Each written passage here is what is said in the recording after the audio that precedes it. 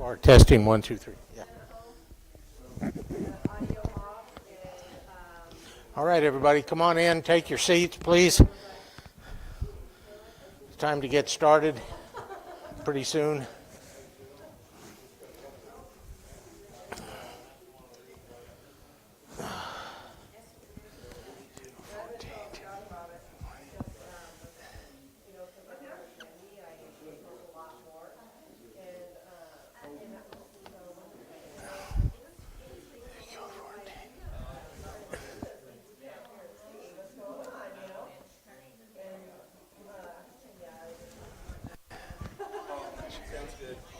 Thank you. James.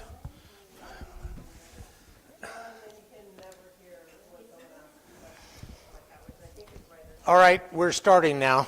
Thank you very much for your attention. We need to start on time because I keep running out of time at the end and forgetting to leave time for questions.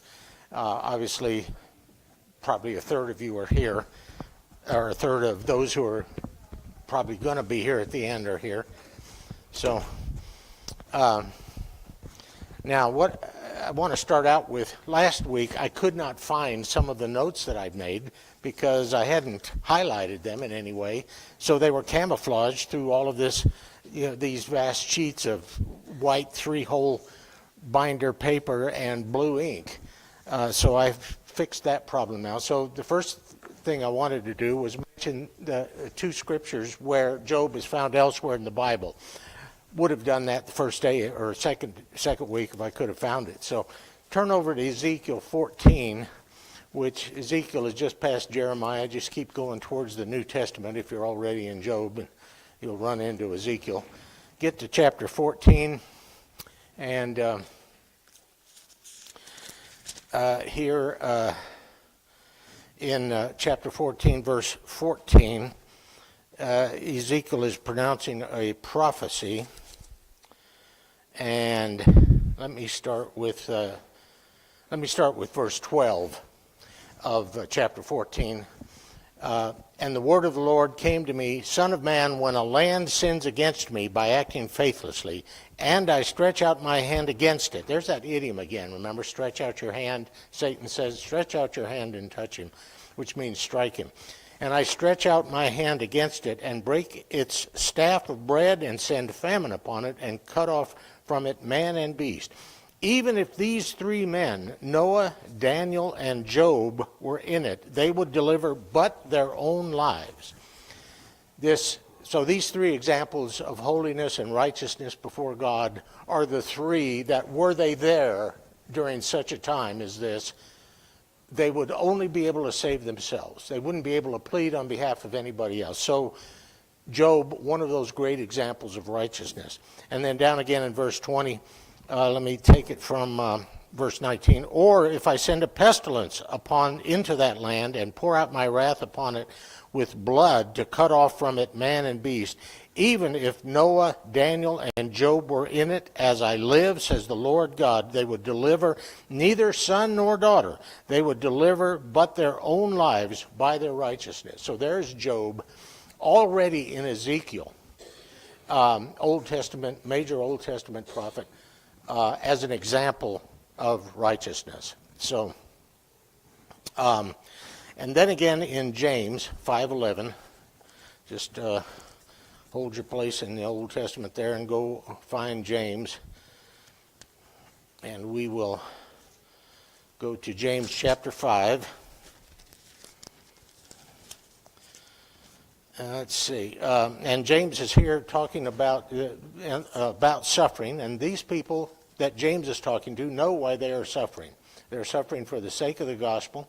They're suffering at the hand of persecution by Jews, persecution by the Roman government, and so forth. They are fully aware of why they're suffering, though Job is not. James says, starting with verse 11 here, Behold, we call those happy who were steadfast. Remember Job's characterization. You have heard of the steadfastness of Job, and you have seen the purpose of the Lord, how the Lord is compassionate and merciful. So Job as an example of rock-solid steadfastness. And that is in suffering, in all conditions, Job did not, well, I won't say he didn't waver, but he did not break. He did not yield. And so there he is appearing elsewhere in the Bible. I wanted to make sure to get that in because I couldn't find it last week because I was, lost in my notes here. And then another thing that we glossed over. Now back to Job. Go back to Job chapter 1. Whoops, went past it here.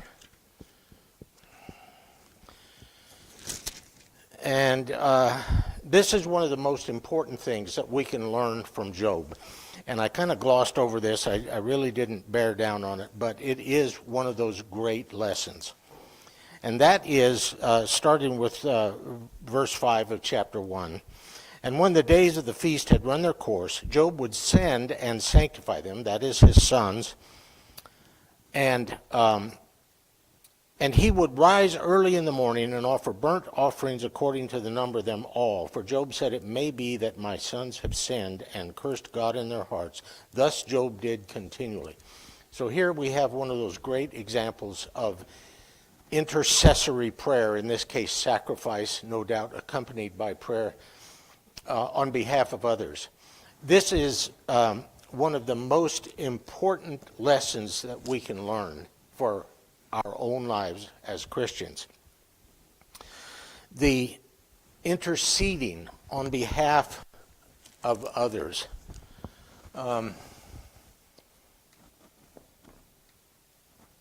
Intercede, meaning between. Enter between, seed from sedere, Latin, meaning to go between, to put yourself between someone and something else. You are putting yourself in there as the bulwark. In the case of defensive maneuvers, you're basically putting, when Secret Service personnel put themselves in front of the president in a situation, they are interceding. They're putting themselves in path of a potential bullet or some other danger coming at the president. That's intercession. In this case, his sons, his children, primarily his sons. I mean, we just have to accept that sons were considered the rock of the heritage of the patriarchs. But in this case, between his sons and God, against whom they may have sinned. He doesn't even say here that he knows that they sinned. He does this in case they have sinned.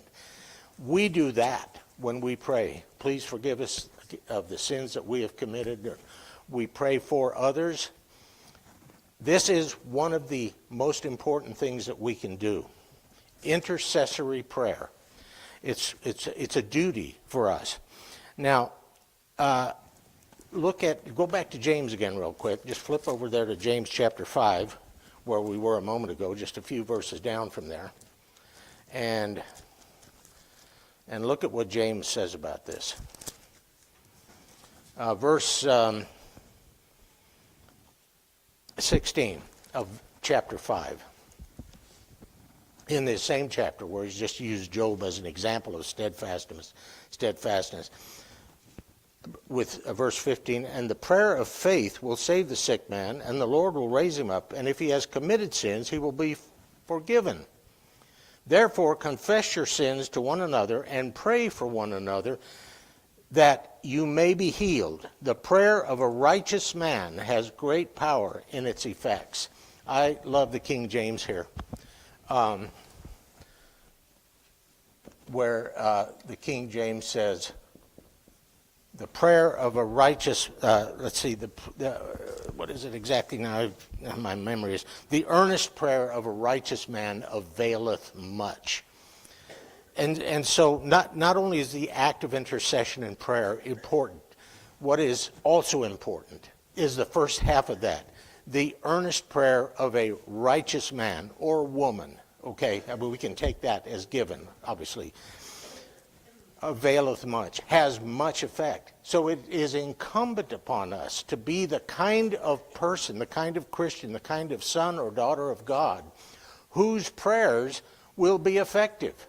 And we do that by living our lives as best we can in the holiness and righteousness of God, not only for our own salvation, but so that our prayers will be effective before God. We see this throughout the Bible, where those great figures who we have studied, Moses, Abraham, Noah, where their prayers on behalf of others make a difference to what God does. We want to be that kind of person. We want to be that kind of son or daughter of God, whose prayers are, whose lives are such that our prayers will have that great effect on God. This is what we're told. I mean, you may think, well, what possible difference could it make, what I say or do? Well, it does make a difference. It makes a difference because God formed you in the womb before you were born. He knew who you were before you were born. He is in your heart. He knows you.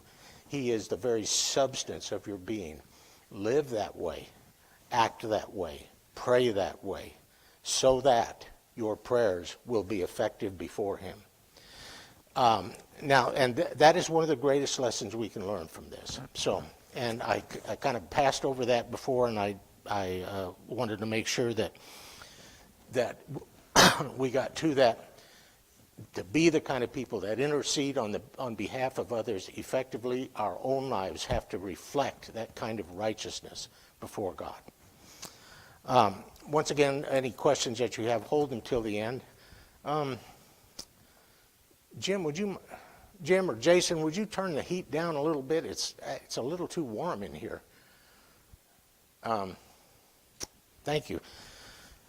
This sudden change in weather has caught everybody by surprise, so me in particular.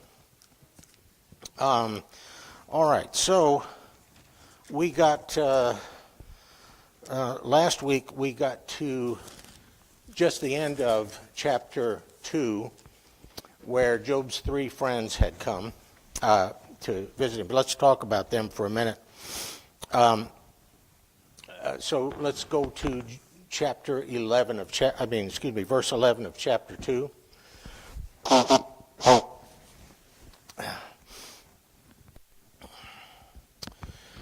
All right, so we have no indication of the time that passes between the great catastrophes that have befallen Job and then when the word gets out in the land. Job is a well-known personage. The news of this would have gone out through the normal routes, which were over land or sea.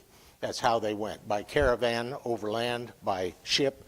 The Phoenicians sailed along the coast earlier. The Philistines sailed along the coast. All the trade routes went along the coasts of the Mediterranean Sea and down through the Gulf down here. You can't really, this map doesn't show them, but it's not the map I want. The great caravan trade routes. Wait a minute. We need more maps. I'll have to get some more. Anyway, we can't even see the vastness of Arabia here, which is down here. Massive desert, still is a massive desert. Anyway, the great caravan trade routes go down, they go all up through here. They're marked approximately. I won't try to show you that on that little map there, but you have to imagine that everything, goods, news, everything travels by either camel or ship. Okay, that's just the way it had to go. So you have to imagine the time that it takes for the news to be disseminated down here where Job's friends are, in this area down here. And for then Eliphaz the Temanite, Bildad the Shuhite, and Zophar the Naamathite, then who don't live together, they're not neighbors, but because these names, the Temanite, the Shuhite, and the Naamathite, those are names of towns, settlement areas, named after the figures that settled them in antiquity, even further back in antiquity. So let's look for a minute at Genesis 36, 11, 15. So go back to Genesis. We'll just look at the ancestors of Eliphaz. Genesis 36, 15.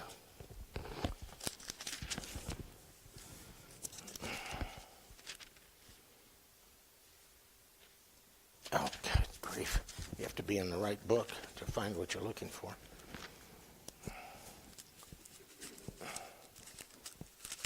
Some of you are already there. I will be the last one to get there. All right, so here we're naming a lot of the sons of the early descendants of the patriarch Jacob. So verse 15 of chapter 36, these are the chiefs, and that would be a word that would be equivalent to sheik later on. These are the chiefs of the sons of Esau, the sons of Eliphaz, firstborn of Esau, the chiefs Taman, Omar, Zepho, Kenaz, Korah, and so forth. And so there you have an original Eliphaz and an original Taman. Okay. Also in verse 11, back up a little bit, the sons of Eliphaz were Taman, Omar, Zepho, Gatam, and Kenaz. So there you have an Eliphaz and a Taman, T-E-M-A-N, together. Now, and then let's go over to 25, just back up a bit to 25. So that is the origin, the ancestors of Eliphaz, the Tamanite. Go back to chapter 25 and verses 2 and 3. I will just start with the very first one there. First verse, Abraham took another wife whose name was Keturah. She bore him Zimron, Yokshan, Medan, Midian, Ishbak, and Shuach. Yokshan was the father of Sheba and Dedan and so forth and so on. So Shuach is the root behind Shuhite. It's the same word. Shuhite means somebody from Shuach. So Shuach founded a town, and those from that area are Shuhites. The Hebrew guttural there on the end, there's no sense trying to pronounce it, but it would be Shuhites, something like that. I can't say it because my mouth is dry. And then Zophar for Bildad the Shuhite, Eliphaz the Temanite, Bildad the Shuhite, Zophar the Naamathite. Go to Joshua chapter 15, verse 41. So just run forward there until you get to Joshua chapter 15, verse 41. Again, the settlement of the land after the conquest of Canaan. 41, verse 41. If I can find it. Okay, so these are, let's just start with 33. I said 31, didn't I? Okay. Let me get back there. I have such a hard time seeing this now. I said 41, sorry.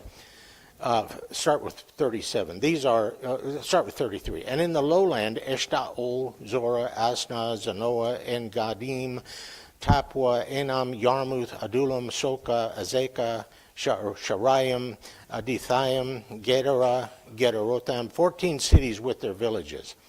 And then on down, let's go down to 37, Zenon, Hadassah, Migdalgad, Dilean, Mizpah, Yoktheel, Lachish, Boskath, Eglon, Kabon, Laman, Chitlish, Gederath, Beth Dagon, which means house of Dagon. That's a Philistine god. Beth Dagon, house of Dagon, fish god. And Naamah. Okay, that's one of the towns there then that was settled very early on after the conquest. So this is behind the Naamathite. Okay, now of these areas where these men are said to be from, there are two archaeological areas about 20 to 25 miles west of Jerusalem. One has been identified as Tamar, and the other has been identified, I mean, there are many, of course, but of these, Tamar and Naamah have been found sort of in the, let's see, where's Jerusalem here? Right here. About 25 miles west of Jerusalem. Here's the Dead Sea, Lake of Galilee there. Jerusalem is here. So right in this area. That puts them a bit further north than we want for them being Edomites, although they could still be Edomites and be living in that area. So that's not actually as big a problem as it might seem. Shuach, on the other hand, the town Shuach has never been identified. It's not yet been archaeologically identified. So we don't actually know what it is, but we could probably assume it's somewhere in this area. These men all know each other. They're all friends of Job, who is up here in Aram. This is the Aram area here, which later becomes Syria. There's Damascus, that ancient city. One of the oldest still inhabited cities in the world, Damascus. Jericho is the oldest continually inhabited city in the world. Can you see that from where you are, Sheila? Okay.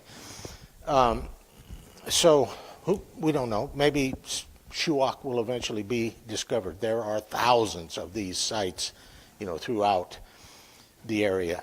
Thousands that no one has even started to dig on yet because there's investigation and so few people to do it. Nonetheless, Eliphaz the Temanite, Bildad the Shuhite, and Zophar the Naamathite. So let's read here in Job. Let me get back over here to Job. With verse 11 of chapter 2. Now when Job's three friends heard of all this evil that had come upon him, they came each from his own place. Eliphaz the Temanite, Bildad the Shuhite, and Zophar the Naamathite. They made an appointment together to curse him. Now,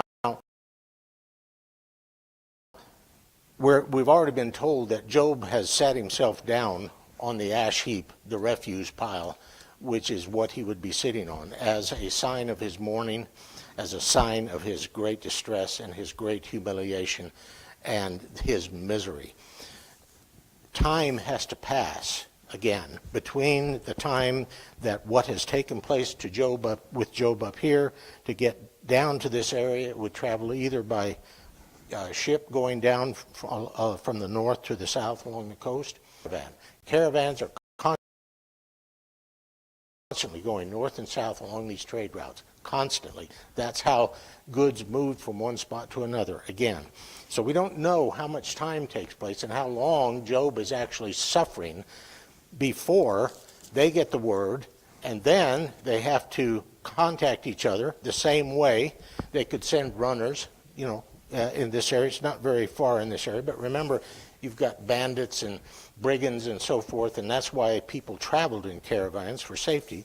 But rich men, as these men are depicted to be, wealthy men of importance, could have their own retinues. In other words, they could supply their own guards and send runners out, with news and messages and so forth. So anyway, they communicate with each other. Having done that, they make an appointment together. So there's this kind of complex communication, not only to decide to go, but to appoint to come together somewhere and go together northward to visit Job up here.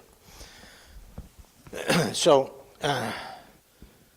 they made an appointment together to come to condole with him and comfort him. And when they saw him from afar, they did not recognize him, and they raised their voices and wept, and they rent their robes and sprinkled dust upon their heads toward heaven.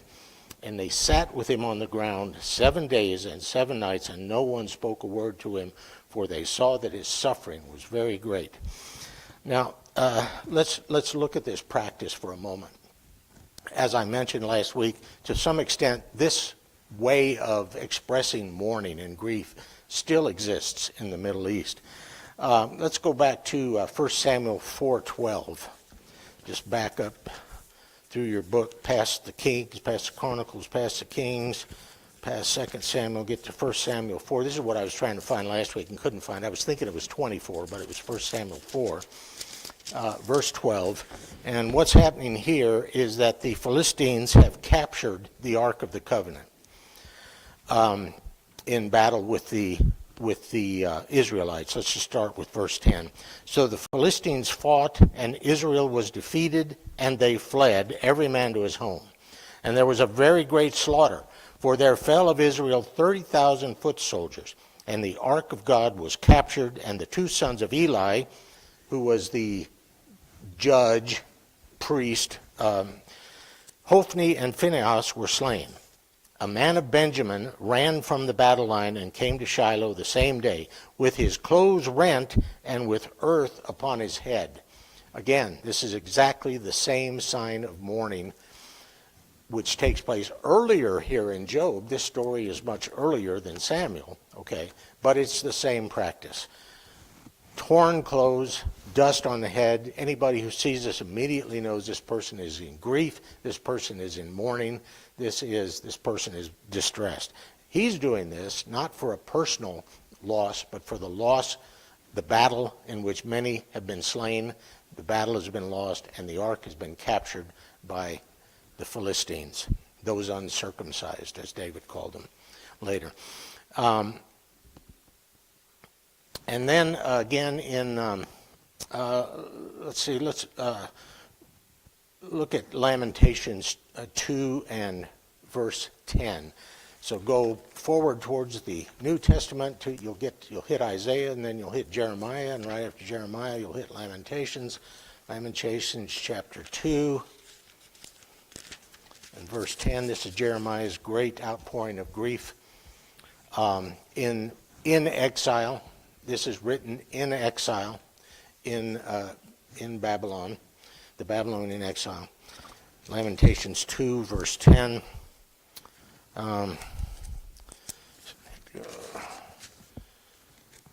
The elders of the daughters of Zion sit on the ground in silence. They have cast dust on their heads and put on sackcloth. The maidens of Jerusalem have bowed their heads to the ground. So, sitting on the ground in silence, silent grief, silent mourning, dust on the heads. Okay? Now, this is a type of mourning that is not for a death that has occurred or an event this is something that is lasting for years and years and years. This is the Babylonian captivity. So, rent clothes are not mentioned here. This is a continual, they're not sitting on the ground obviously forever and ever and ever, but this is a poetic way of expressing their great grief at having lost everything and God has abandoned them, they've been taken into captivity. They sit on the ground in silence. This is what Bildad, Eliphaz, Bildad, and Zophar are doing. Sitting on the ground in silence, not speaking a word. Now, as far as the 7 days and 7 nights, look over at Genesis chapter 50. Back up again. Sorry to make you work so hard today, but this will keep you awake through the class. Okay, Genesis chapter 50 and verse 10. And what this is Jacob has died.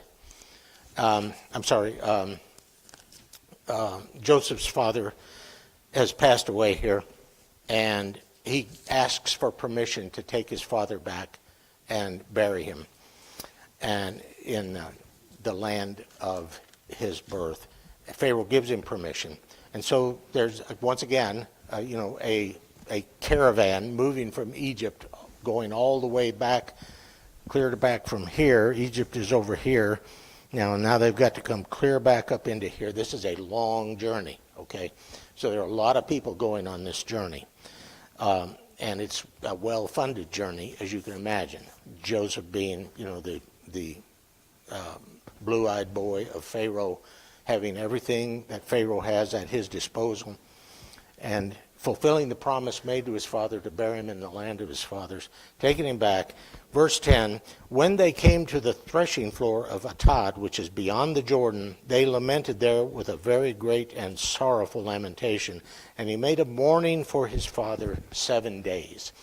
So there's the 7 days of mourning, the sitting on the ground in silence, the throwing the dust on the hair, the rending of the clothes, and so forth. So we see that as a typical way of doing things in great grief.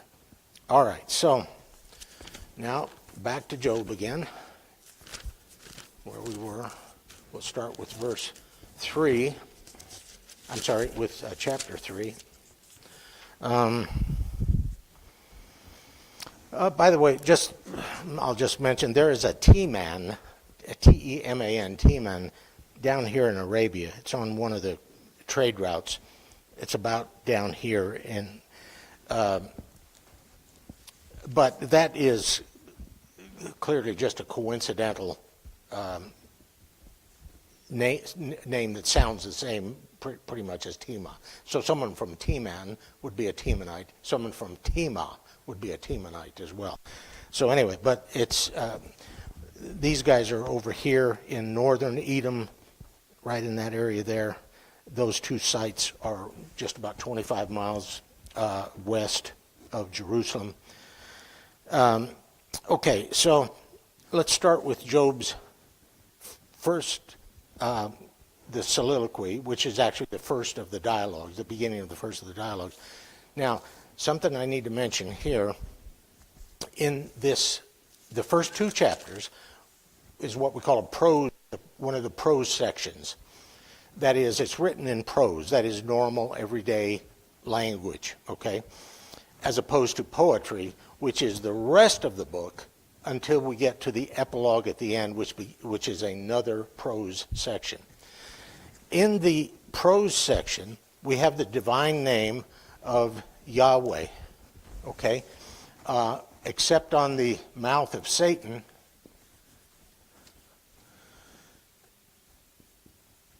except the writer does not allow it, so to speak, on the mouth of Satan. He makes Satan say God, Elohim. So we have Yahweh, the divine name, in the prose section. Once we start the poetic section, the divine name does not appear in reference to God.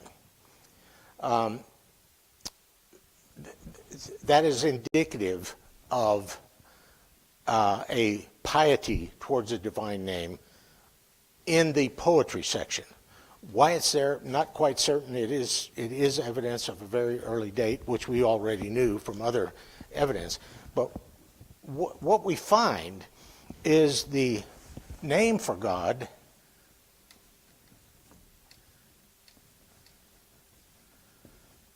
Elohah, which is the singular form of Elohim, which is what we find everywhere else in the Bible as the name for God. This is a plural form. This "im" on the end makes that plural. So it's actually literally God's, but it's the word that is used for God, except here, and I believe I'm correct in this, but the name Elohah as a singular, I believe, appears in Job more than anywhere else in the Bible, 40 times. And it does not appear very much. I was not able to single out how many times it appears throughout the Bible, because in my Hebrew concordance, it's subsumed under the name Elohim. So there are thousands of occurrences, and you have to go through, line after line after line to pick out the Elohahs. But someone has done that, and 40 times in the book of Job represents most of the occurrences of the singular use of the word Elohah in the Bible, in the Hebrew Bible. What this seems to be doing in that formulation is taking the place of where otherwise the divine name Yahweh would appear. Tim, can you see the maps there? I don't know that I'll have to refer to them again, but anyway. So that for whatever reason, the writer is not using the divine name in the poetic section, Okay? And that is no doubt how the story came down to the one who has written it down. Okay? He was faithfully reproduced that, no doubt. But that needs to be mentioned simply because it is such a rare occurrence. And the fact that you have the divine name in the prose section at the beginning, and again in the prose section at the very end, but not anywhere in the poetic sections in the middle, where you have the dialogues between Job and his three friends, and at the end with the other one who pops up out of nowhere, Elihu. So just keep that in mind when you'll see in your Hebrew Bible the name God, because your English is not going to distinguish between Elohim and Elohah. But behind that, in the poetic sections, which is everything until we get to the very end, again, starting with chapter 3, where the name God appears, or the word God appears, is this singular form here, which appears to be taking the place of Yahweh, the divine name. So let me start now. Okay, so 7 days, 7 nights, they've sat there. Nobody has said a word. They've seen that his suffering is very great. They've got dirt on their heads. They're joining him in his discomfort as best they can. And this is uncomfortable, sitting on the ground 7 days, 7 nights, throwing dust on your hair, tearing your clothes. Verse 1, chapter 3. After this, Job opened his mouth and cursed the day of his birth. Let me just stop here and mention that when we talked about each son in the beginning of chapter 1 holding a feast on his day, and I mentioned the issue about birthdays not being celebrated generally in antiquity, this word here actually supports that, because this is clear. This is the same usage. The Hebrew word is the same for his day, that is the sons on the day of their feast, and Job's expression here. He cursed, it says here, the day of his birth, but in Hebrew it's his day, clearly meaning in the context here his birthday. So that supports the notion that in Job's clan anyway, the birthdays of the sons were actually celebrated, whereas you wouldn't find that in antiquity generally, except for great exalted personages like pharaohs, emperors, and so forth. They just didn't pay attention to birthdays. Here, within this family, apparently they are.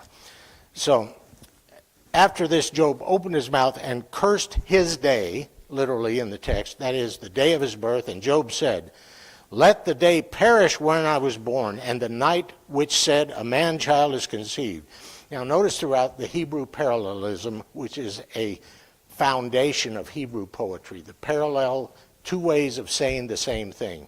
It's an elegance in Hebrew poetry that is indispensable. It occurs throughout the Psalms, throughout the Proverbs, throughout any poetic section, you find this. So just notice it, and the translator's attempts to replicate this. Let that day be darkened. May God above not seek it, nor light shine upon it. So for this whole section now, Job is going to be negating himself. This is an expression of self-negation. Would that I had never existed, I would have been better off. Once again, remember the patience of Job. Oh, she has the patience of Job. He has the patience of Job. This is not patient. This is venting. Job is exploding like a volcano here, railing against what has happened to him, which he knows he's done nothing to deserve. Okay? Let that day be darkness. May God above not seek it, nor light shine upon it. Let gloom and deep darkness claim it. Let clouds dwell upon it. Let the blackness of the day terrify it. That night, let thick darkness seize it. Let not it rejoice. Excuse me. Let it not rejoice among the days of the year. Let it not come into the number of the months. Again, let it not rejoice among the days of the year, an indication that within his family they are, considering the birthday a special day. Yea, let that night be barren. Let no joyful cry be heard in it. Let those who curse it, who curse the day, who are skilled to rouse up Leviathan. Leviathan is, in modern concept, whales have been referred to as leviathans. In antiquity, the Leviathan is a monster of the deep sea. The sea is a dark place. It's not a friendly place. It's a place that harbors darkness and evil and death. And Leviathan is considered to be this ancient sea monster. There's another ancient sea monster called Rahab, spelled the same way as Rahab the harlot, who helps the spies out later on, or in the conquest. And but it's totally different.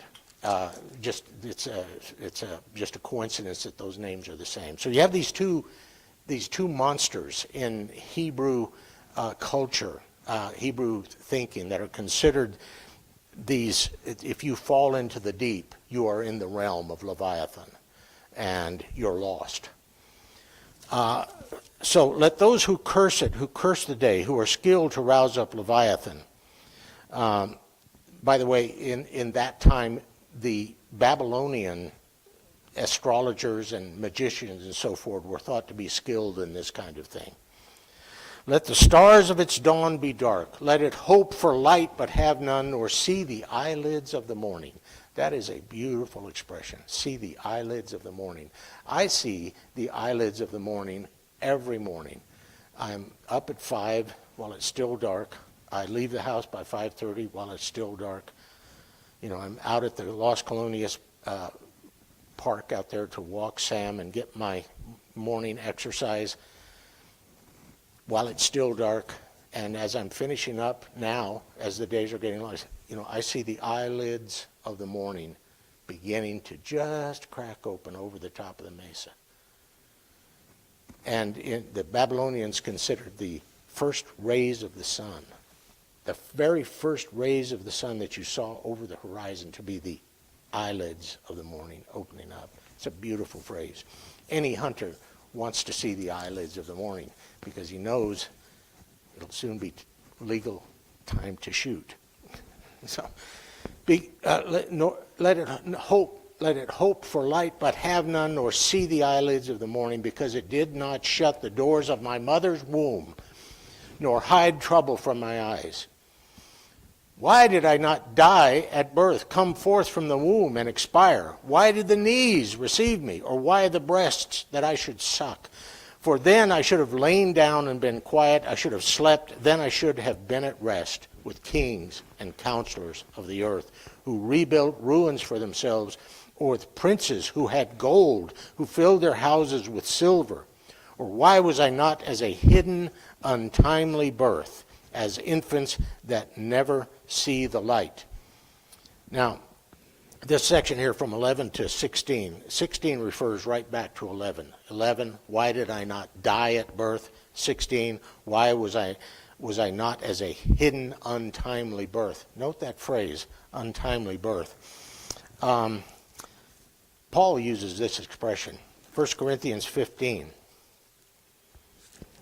It's the same idiom. It refers to a stillborn child. 1 Corinthians 15. Or it can also refer to one that is born too late, but primarily it's an idiom for stillborn. 1 Corinthians 15, in this section where Paul is starting down there with the great text, starting with verse 3, where I delivered to you as of first importance what I also received, that Christ died for our sins.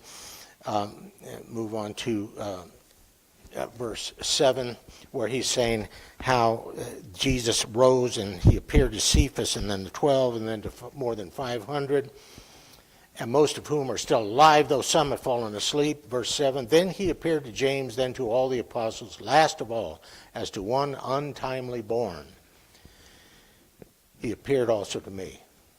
This is Paul's recognition of his what he regards as his lowest of the low estates among those who have been granted this great privilege to spread the gospel of Jesus, and in his case, suffer greatly as no one else suffered.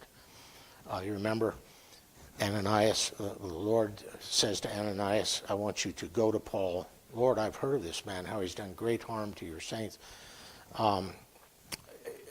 I've chosen him I will show him how much he must suffer for my sake. And he did. And this is Paul recognizing, that because this untimely birth, that is a tragedy. That's a horror that breaks the hearts of fathers and mothers and family members. We want that child to be born healthy. We know that. We know people, who have had stillborn children in their own lives, and how deeply it affects primarily the mother like no one else. So this phrase, untimely birth, is a powerful figure. And Job is saying, would that have been my case. That would have been better. This horror of stillborn child would have been better than that I have lived to experience what I'm experiencing now. This is self-negation he's going through. He is just blowing up. Verse 17, there the wicked cease from troubling, and there the weary are at rest. Now, I want to just pause here and notice as we go through here. Now, I've heard some people here and who think that heaven is in the Old Testament, paradise is in the Old Testament. I mean, apart from the Garden of Eden. It really isn't. There's the notion of a resurrection to a paradisal afterlife is a late development in Judaism. Okay, in Judaism, death is in Sheol, the dark underworld of shadows, where whatever consciousness is there, it's not joy, it's not living in the light of God. This is fully developed in the New Testament period.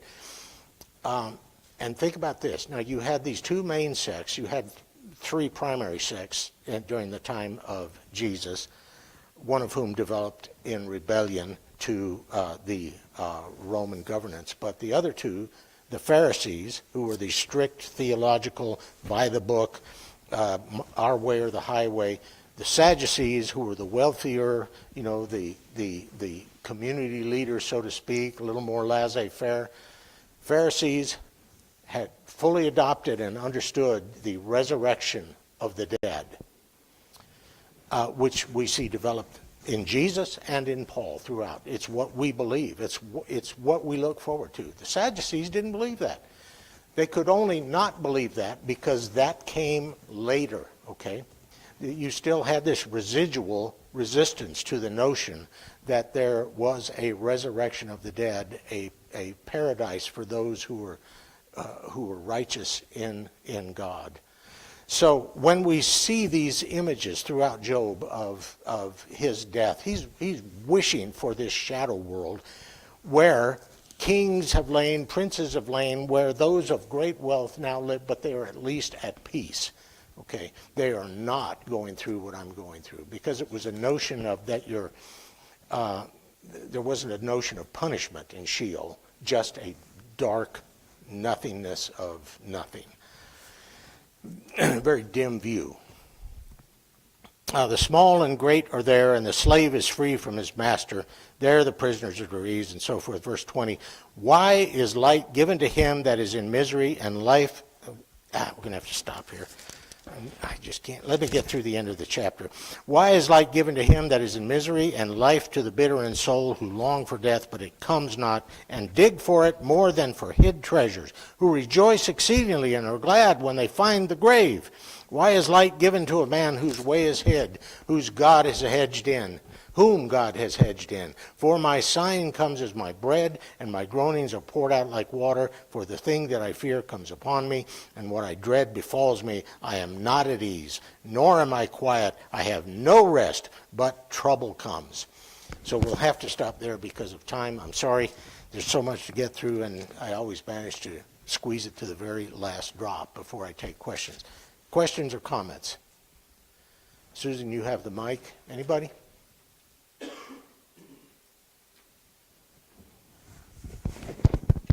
Hello, operator. I've been disconnected. Tim, so that we're online and so that you can be heard, because these microphones don't seem to be working very well. Use the mic, please. Go ahead and hold it up. You mentioned You mentioned the phrase, one untimely born. The praise, did you say? The phrase. Phrase, yes. Phrase. One untimely born. That sounds like something from the New Testament. Is there a connection there? Yeah, I don't know if you heard me. I mentioned throughout history, a stillborn child is considered to be a tragedy. Here, Job is desiring it. That's the flip here. But Paul uses the same phrase right. in 1 Corinthians 15. The reality hasn't changed. Stillborn children are still, throughout the millennia, have been considered a tragedy. So that doesn't change. Paul uses it as an example of his lowly state among the apostles. Job uses it as an example of what he would rather have happen to him than to live and suffer what he's suffering. The connection is that it's a common idiom. The untimely birth is an idiom that means stillborn child. Anybody else? Jay, would you grab the mic there? Thank you.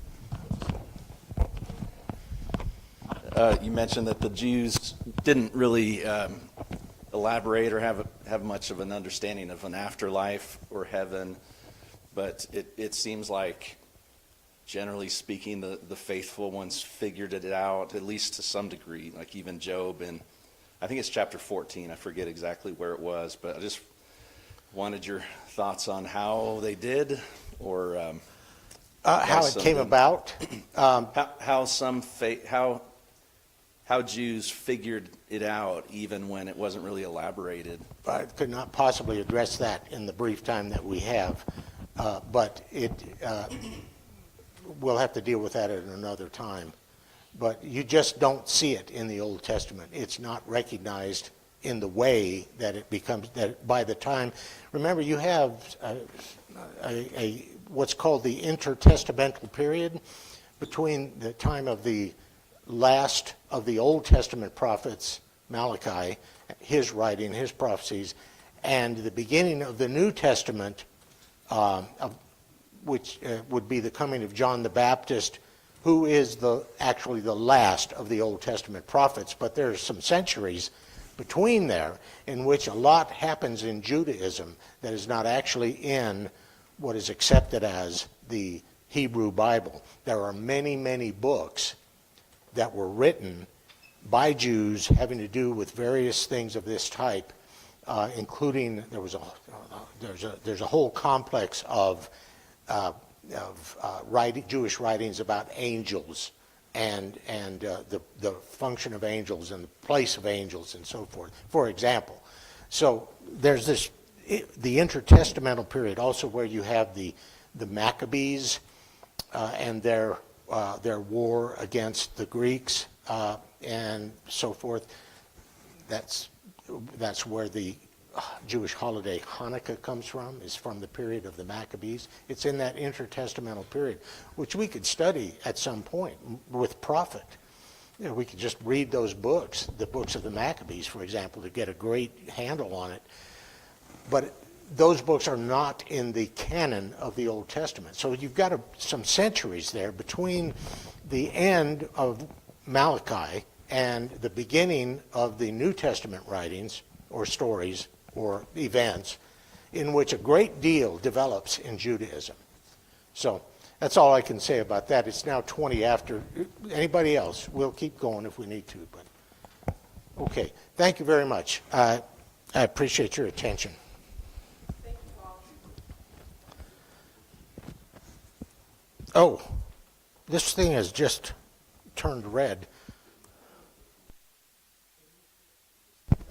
Yeah, it's working, but it's showing red, meaning that, yeah.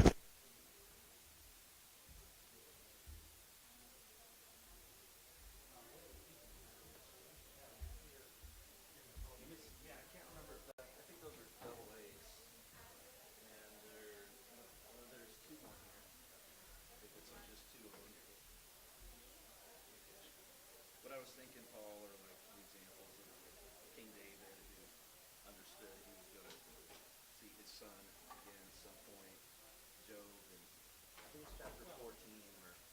These are not developed theologies. Not, yeah, and that's my point. Like they don't understand.